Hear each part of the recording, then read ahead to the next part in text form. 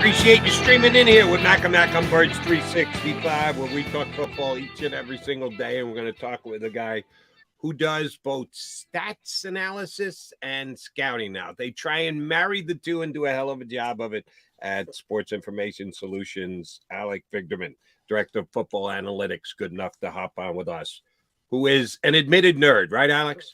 Admitted nerd, yeah. You said that I do the scouting. I would definitely temper that expectation. The rest of the company does that. I do the stats stuff. So now it's interesting. Do you have any aspiration? Now, Alec Hallaby, for those who don't know, the Eagles' assistant GM, sort of, has an analytics background, got into the industry that way, but I had a chance to speak with Alex over the years. He breaks down film now. I mean, he learned it. And he's good at it. And do you have any aspirations of picking Matt's brain and saying, I want to get into this part of it as well?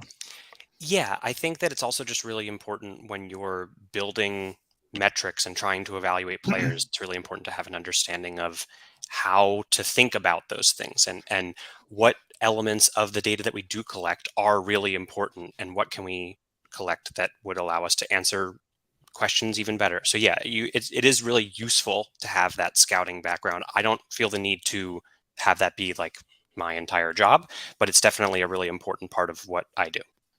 John beat me to it because I was going to go Alex Hallaby and the Eagles as well, because Manicherian told me you are the resident Eagle fan on staff at Sports Information Solutions, huh? Yeah, I suppose so. Yeah, my credibility I can say that I have a Mike Bartram jersey, one of my two Eagles jerseys, because when I was a kid, I was like, I want the weirdest player. I want the long snapper. He had just made the Pro Bowl. And so I got him. And of course, later on, John Dornbos became like a more appropriate long snapper to pick to have a jersey. But, legendary long snappers. Yeah, John, that would have been a good choice. But Mike Bartram, I love it. He was a very good long snapper as well. So good choice, Alex. Good choice. You guys are doing this sort of scouts versus stats analysis that I found very interesting. And, Matt and I guess it's Bryce Rossler do the scouting. You and James Weaver do the stats part of it. And you're breaking down the top 10 players at each position. Now, I found this really interesting from, to use the Eagles as an example. At wide receiver, like it makes sense. I think A.J. Brown was the fourth best from the scouts, and he was the fifth best, or might have been vice versa, from the statistical analysis. So when things match up, I imagine it's easy. Darius Slay, though, the scouts had him, hey, this is the fifth best cornerback in football. And the stats are like, not so much.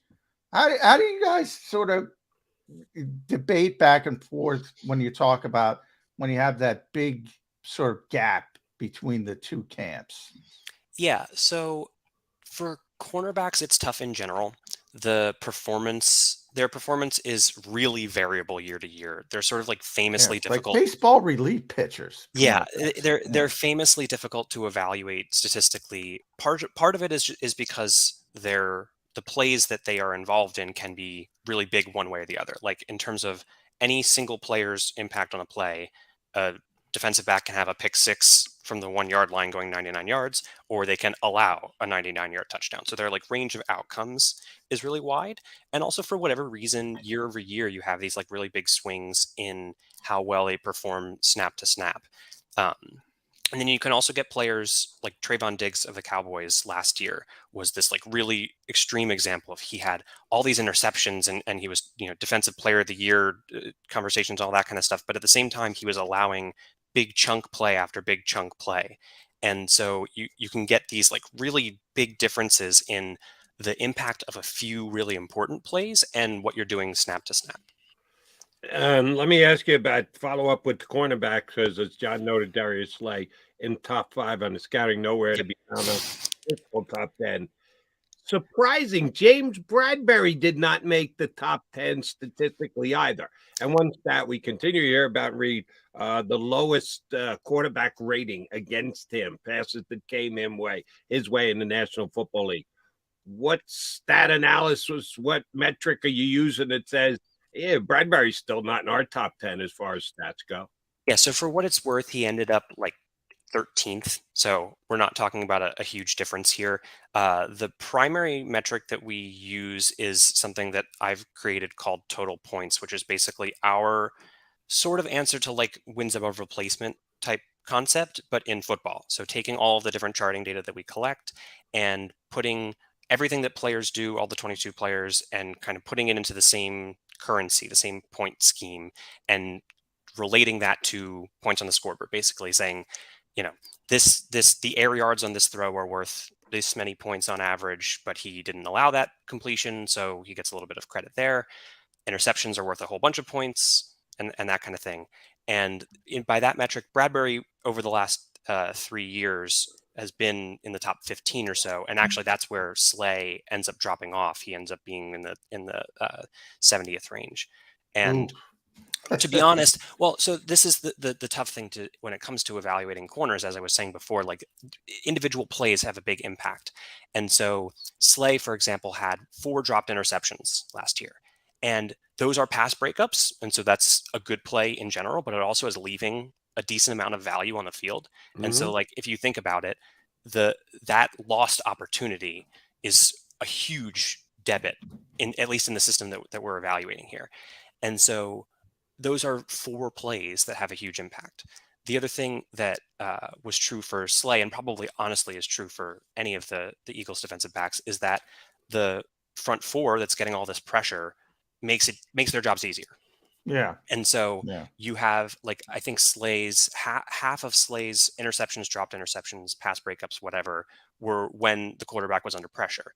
And the Eagles get pressure a decent amount, but they don't get pressure, more than half the time. So that also has an impact, at least in how we evaluate the players.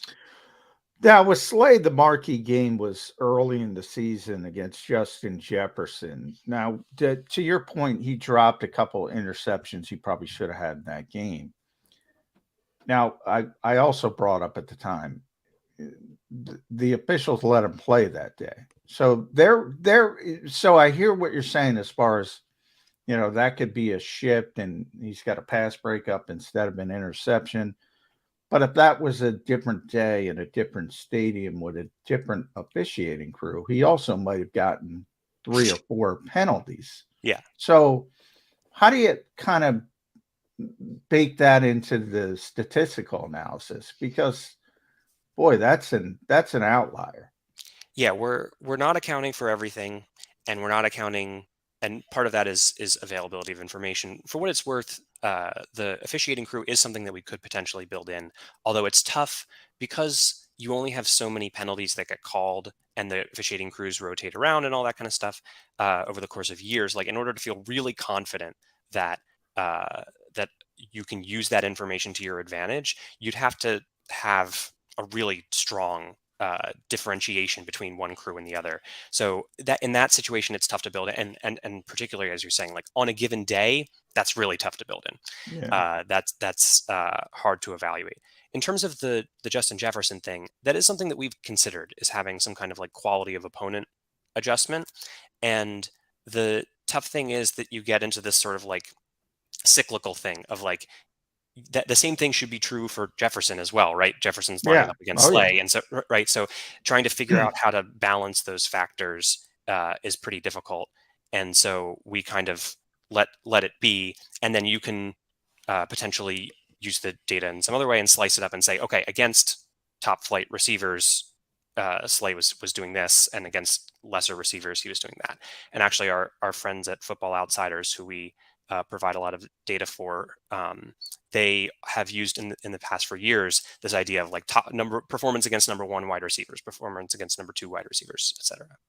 All right, you with the way you described Slay and certain of his games, it made me think of another Eagle I want to ask you about with debits of missing out on opportunities.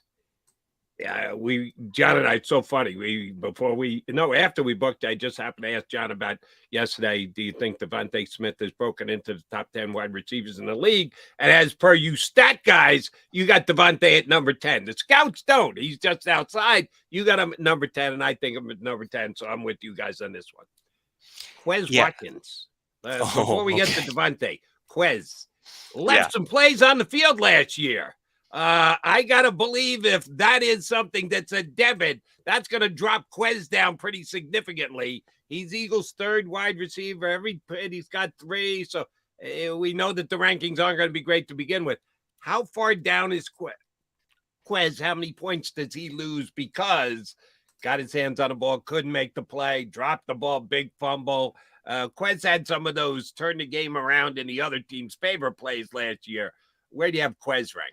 Well, yeah, and even just like sort of falling down and that sort of thing. Yeah, that's a really tough eval, and from the total points perspective, that definitely dings him quite a bit. I'm looking, and he ends up being like 120th or so on our list. And that includes some players who have only a handful of plays, so like he might be 100th or something if you cut out people who haven't played very much. But yeah, it's definitely a really extreme. I have to assume that it's as extreme a difference as any team in the league between that number 2 and that number 3. Yeah, and that's where there was reasonable conversation about spending a decent draft pick to sort of upgrade that position because of what he was not doing. And of course, we know that hands can be fluky, and he could come back next year and have no drops and be a lot more reliable. But like, I'm not banking on it. And certainly in the context of this total points metric that we were using, like those drops, in the same way that for dropped interceptions, we're basically saying that those 50 yards that you lost from not catching that ball, you're on the hook for that. And in the reverse sense, like Jalen Hurts, we're not punishing at all. We're saying like, you got the ball there, you get the credit, and Quez takes the blame. Alex, running back has been a big discussion around the league, and I think Dalvin Cook kind of fostered it because people are looking in traditional ways. You look at Dalvin Cook and say, yeah, that guy's been pretty effective for a number of years. Ton of touches. We all know how this league thinks about running backs. They're replaceable, and for the most part, I agree. They don't want to pay running backs. You have a bad contract. From a statistical analysis, and I didn't see if you guys got to your top 10 running backs. I didn't see it if you got We're there. doing it today. Oh, you're Nice. doing it today. We'll be back later. Yeah. I'm going to be interested to look at that. And I'm sure Dalvin's not going to be in the top 10 from a statistical analysis.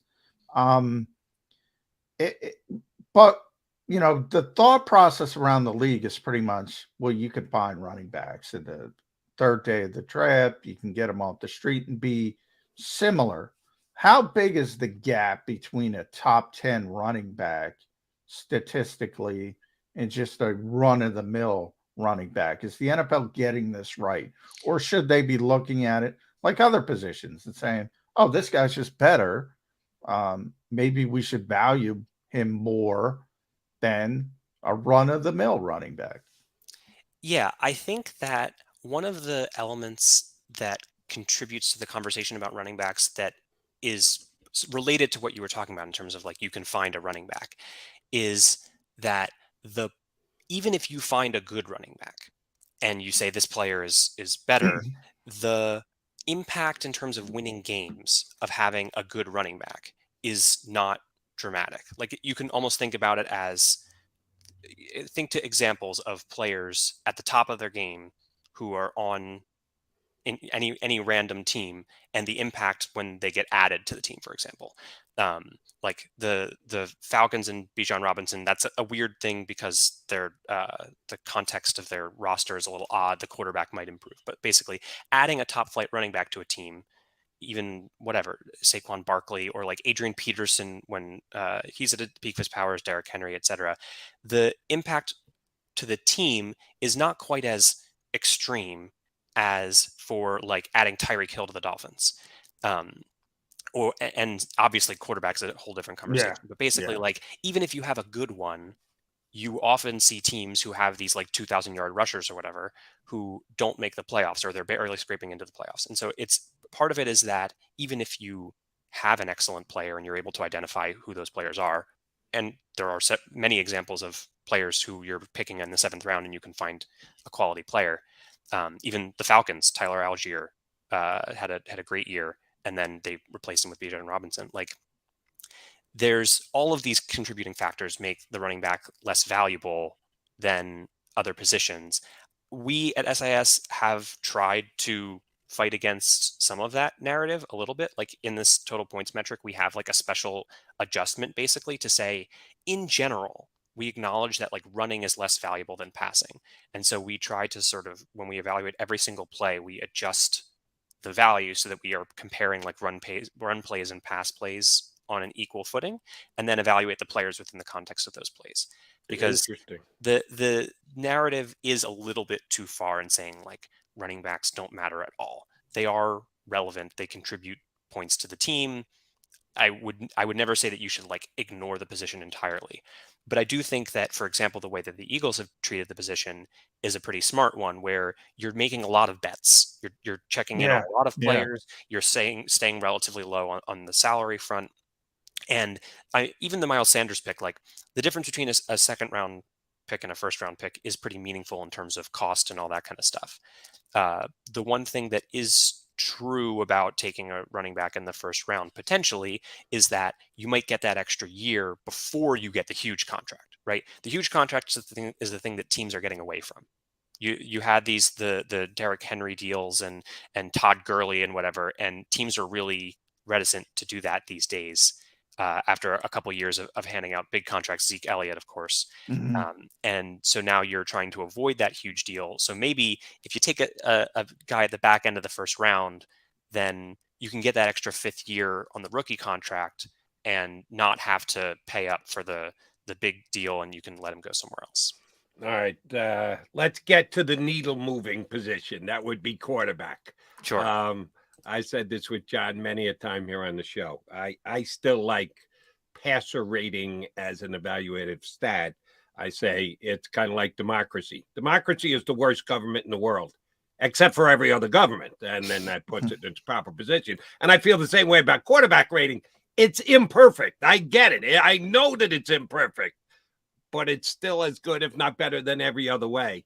The way you guys evaluate quarterbacks, the statistics that you use in Crunch, is there one that's more projective than anything else that you say, wow, he's good in this category? It hasn't manifested itself in wins and stats and other things, but if he can be this good, the other things are eventually going to line up, and then you're going to have yourself a quarterback. Is there one area at evaluating quarterback stats you use that you say, all right, it might not be there yet, but if he continues to be good at this, he's going to become a better quarterback? If so, what is it? Yeah, so I'll sort of take a bridge first from quarterback rating. So we have a metric that we've had for years called independent quarterback rating, which is basically taking elements that are under the quarterback's control and also isolating plays where the quarterback is sort of like trying. We're getting rid of throwaways and spikes and that kind of thing, but we're also saying, was the throw accurate? Did the receiver drop the pass, and therefore we should give the quarterback credit? So a lot of little adjustments, taking the same quarterback rating formula and making some adjustments just to sort of like isolate the things that are under the quarterback's control and on plays where the quarterback is really like trying to complete the pass. For what it's worth, Jalen Hurts was 2nd to Patrick Mahomes in that metric last year. But to me, the thing that I would look for is accuracy. So we measure, overthrown, underthrown, in front, behind as potential inaccurate throws. But if you hit on the money, that's really as valuable as anything. And we're actually learning through guys like Josh Allen and Jalen Hurts that accuracy is something that you can sort of develop over time. Right. Whereas we kind of thought for a long time that was something that you needed coming out of college. You needed to be an accurate thrower, and then you can work on the other stuff from there. So I really feel like accuracy is as important as anything. And also it gets rid of a lot of the noise, right? Whatever happens with the receivers in terms of catching the ball, whatever happens with the receivers in terms of running after the catch, like all those elements are removed if I'm able to measure, can he get the ball where he needs to and get there on time? And probably the other thing would be we track things like how many steps did the quarterback drop back, and how does that affect the timing of the play and when the ball should get out. And so if we isolate plays that are sort of like on time, when the ball's getting out, basically right at the top of the drop, that sort of thing, as opposed to those scramble drill type plays where, yes, Carson Wentz did all kinds of stuff in 2017, and that was not something that he was able to repeat after that point. And so you can only bank on those kinds of plays so much. They get really swingy. And so being able to be accurate and consistent in the sort of on-time plays is also pretty important. Okay, big picture question for you, Alex, and the fact that what you guys do, and obviously you're not a front office, so you don't have to come to a conclusion. Mm-hmm. But you have the interesting setup, and you have, Matt, and you kind of handle, as you mentioned, the statistical analytical part of it, your total points methodology.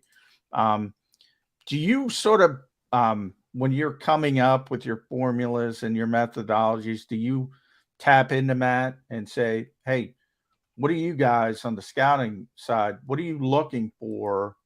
Does that help you? Is that how you go about it? Or do you just say, all right, I got all this data and I'm looking at successful players and I'm trying to, maybe work backwards, but what made this guy successful and what can we generate from his success to project or predict the next successful player? How does it mesh? Because I think when you're in a front office and it comes down to Howie Roseman, Howie's got to make a decision. He might get something from Alec Hallaby versus Brandon Hunt, scouting guy, and say, all right, I got to make a decision. And this might be not even like A.J. Brown. I gave the A.J. Brown explanation, 4 and 5. All right, that's pretty easy. Everybody agrees. Darius Slay, not everybody agrees. In the draft, if you had that kind of disconnect, Howie's got to make a decision. Do you guys sort of work that way, or is that, out of the realm of what you do? Yeah, I mean, you're right that we don't have to make any decisions, and that's why I like being neutral. And I think so in terms of the working backwards idea, I find that it's useful in some extreme cases, like when we were building total points, we acknowledged that like right after Todd Gurley had a huge season, we were giving him a huge negative value because he was involved in running plays. And we looked at a list and we said, well, that player should be higher. As a starting point, that's a good way of thinking about it. But as like a fundamental framework, that's a difficult thing to do because oftentimes the whole point, I don't know about the whole point, a big point of doing analytics is to be able to identify things that the eyes can't see. And so we're using every play, the data about every play, and whereas our eyes can be tricked by big plays, what we remember, all that kind of stuff. And so as a starting point to say, maybe we're evaluating things a little differently, maybe we should be looking for this particular characteristic of the data to try and help us inform how we evaluate a player. That stuff is useful, but I wouldn't want to drive our entire methodology by saying Saquon Barkley is poorly rated on this metric. It must be a bad metric. There are things to be learned from the underlying data that is difficult to observe when you're watching. All right. Last thing for you, Alex, and we appreciate you jumping on board. We went through a couple of the different positions and how you guys measure it and the metric that you use. And here's what the Eagle fans want to know. Team metrics. Add them all together. Put all the positions in one hat. Shake them up. What do they come out to? Where does your team rankings, if you haven't done this yet on the site, then we're asking you to divulge a little, or you at least got a hint for us. Where did the Eagles' total team rankings metrics readouts come heading into the 2023 season against the other 31 squads in the NFL? So the unfortunate answer is we haven't done it yet. You haven't done it. Damn it! Damn, you should have told Manacharian should have told me. Yeah, you can get Alex on, but wait 2 weeks because then he'll have the rankings of all the teams. Well, give us a little bit of a hint. Is all I'm asking. Are they a legitimate Super Bowl contender in your metric size? Yeah. So for what it's worth, Matt's right in the sense that we are working on it. Okay. And it's something that we haven't really done in the past, where in the past we were trying to evaluate by saying, how well did this team do over the last 8 weeks with some recent performance and maybe some opponent adjustments and whatever. But we are building a version of this that takes into account every player on the depth chart and saying, like, okay, we expect these players to play this amount of snaps, and how good are those players and that sort of thing. And for what it's worth, in 2022, this is not a projection, this is using the 2022 roster, but the Eagles were number 2 in the NFL. And the biggest question is, how much does the change on the defensive side affect things, and the difference in personnel? And I think that the good news is that in general, projecting offense is more reliable than projecting defense. So even if you had run it back with the exact same roster, you probably wouldn't have gotten the same result on the defensive side. Mm-hmm. So the fact that the offense was number 2 is more useful in general. And then also we have, there's a lot more consistency in terms of the Eagles offense than the Eagles defense.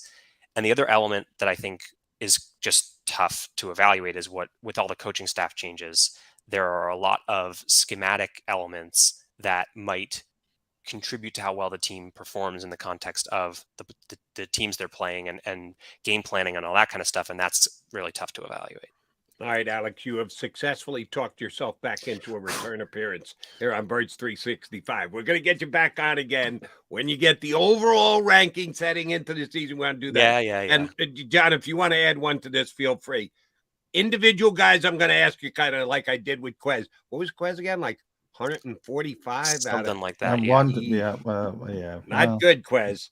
The guy we'll be asking about, if you haven't done them yet, will be linebacker Nick Morrow. Where does he fall in? Because we kind of question whether he's going to actually be the starter for the Eagles. Know full well we're going to ask about him and the Eagles just in general. You got another Eagle guy you specifically want to keep an eye out for that they haven't released the numbers on yet, John?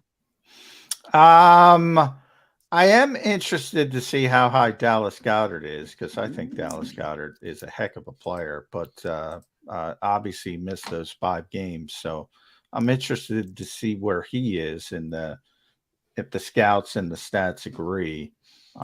At Big Man on Campus, by the way, Alex, great Twitter handle. Yeah, I love that Twitter handle. Yeah, that is tremendous. SportsInfoSolutions.com. Running backs today, he gave us a little heads up. So top 10 running backs, and we'll see the difference between the truly good running backs and the ones that are Jags, just another guy. Exactly. Yeah. Thanks, Alex. Alex, good stuff. Thank you. And we'll get back to you. We'll get you on again before the season gets underway. Thanks so much, guys. Alex Vigderman, Football Analytics Director for Sports Information Solutions. Now he's got me. Where the hell does Nicholas Morrow fall in the linebacker? That's not good. I don't think it's going to be. I don't think it's going to be good. I don't want to speak for Alex. We'll get him back, but I don't think it's going to be great. But hey, contracts don't tell you everything, but they tell you a lot. I say that all the time, Jody. And they didn't pay Nicholas Morrow 1 red cent of guaranteed money. So, and I'm glad his numbers at wide receiver held up, because. Yeah, when I get called, just drop the Quez things, even on the stream here. All right, we talked enough Quez. Well, no, the coach went to bat to defend Quez, went out of his way to talk up Quez. And I know what I saw last year from Quez. I'm sorry it wasn't good enough. If you have these 2 highly ranked wide receivers, both A.J. Brown and Devonte Smith in the top 10, one of them goes down. That's not a drop-off. That's the Grand Canyon. You're plugging Quez in as your number 2. Well, I get it. If the both of the guys stay healthy the whole time, Quez, we're going to throw the ball to you like twice a game. Please catch both of them. I understood that. That's in a perfect world. but they don't play the National Football League in a perfect world. So No, I think they need to hey, have an upgrade at that position at number 3 just in case, because they rely that heavily on throwing the football to their wide receivers. And when you have Devonte Smith and A.J. Brown, you should do just that. But if all of a sudden you don't have one of them, what do you do? Look, I think Nick Sirianni jumping on a sword, I think that had more to do with trying to bolster his confidence. They're hoping he comes back and he plays a little bit better. They know he needs to be better. They know. Will he be better?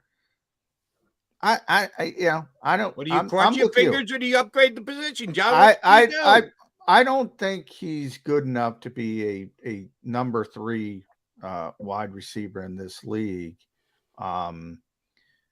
But again, I talk about roster building all the time. Olamide Zaccheaus is here now, who is not great by any stretch of the imagination. I should have told Alex we're going to ask about him too. Yeah. But we had Quez today. Next time we're going to get Olamide on the ranking list. My point is, I think you can sort of piecemeal it a little bit better than you could last year. I think you could mix those two in. Zach Pascal was sort of more, blocking, and that's an important part, especially for this offense. We've talked about that a little bit. But he wasn't a threat as a receiver. When he was a threat, it's because nobody was paying attention to him because they thought he was going to block. Olamide is more of a real receiver, and he's a better slot receiver. And so maybe you can work it that way. When you want somebody in the slot, you use Olamide. When you want somebody outside, you use Quez. Maybe it works out a little bit better. But look, I don't think you can't, and we talked about this with Hopkins, you can't sign, even if you wanted to, and even if DeAndre Hopkins wanted to come here, you can't, unless gets no offers, you can't pay that position what you would need to pay DeAndre Hopkins.